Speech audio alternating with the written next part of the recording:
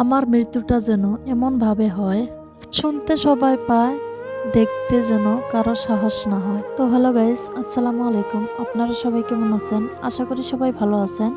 আজকে আবার আসলাম নতুন একটা ভিডিও নিয়ে আপনাদের মাঝে। আমার ভাগ্যটা আসলে অনেক খারাপ। যে জিনিসটা নিয়ে আমি বেশি আগ্রহ দেখাই ওটা আমার ভাগ্যতে জোটে না। নদীর মাঝে যেমন ভাবে নৌকা থাকে, ঠিক তেমনি আমি কষ্ট সাগরের দুঃখগুলো নিয়ে ভরে আছি। জানি না কতকাল দুঃখগুলো নৌকার মতো নিয়ে ভরে থাকতে হবে।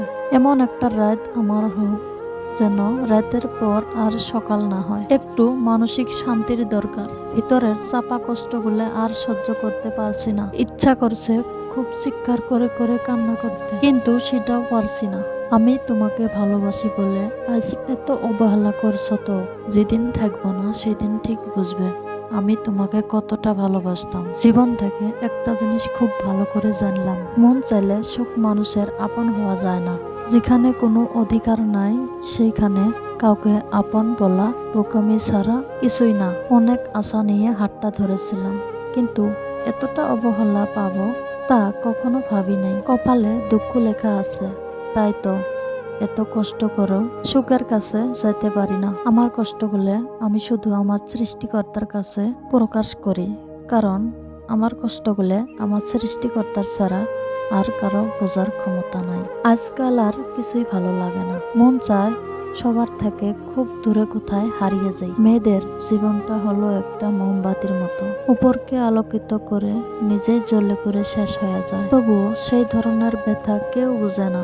সব কষ্ট সব সময় কান্না দিয়ে প্রকাশ করা যায় না।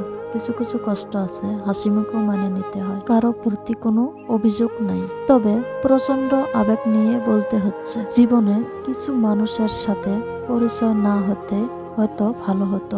তোমাকে তোমার মতোই থাকতে দিলাম, আর নিজেকে খুব কষ্ট করে বুঝিয়ে নিলাম। আর বিরক্ত করব না তোমাকে। হয়তো কারো কাছে ভালো হতে পারি নাই, কিন্তু এতটুকু বলতে পারি কারো কোনোদিন খারাপ চাই নাই। যেদিন আমাকে হারিয়ে ফেলেবে সেই দিন আমার গল্পগুলো কারো কাছে বলতে গিয়ে কেঁদে ফেলেবে। সেই দিন হয়তো আমার ভালোবাসাটা বুঝতে পারবে। আজকের ভিডিওটা কার কার কাছে কেমন লাগলো অবশ্যই কমেন্ট করে কমেন্ট বক্সে জানিয়ে দিন। যদি ভিডিওটা ভালো লাগে থাকে একটা লাইক করেন। চ্যানেলত নতুন হয়ে থাকলে চ্যানেলটা সাবস্ক্রাইব করে পাশে থাকিয়েন। ভালো থাকুন, সুস্থ থাকুন, আল্লাহ হাফেজ।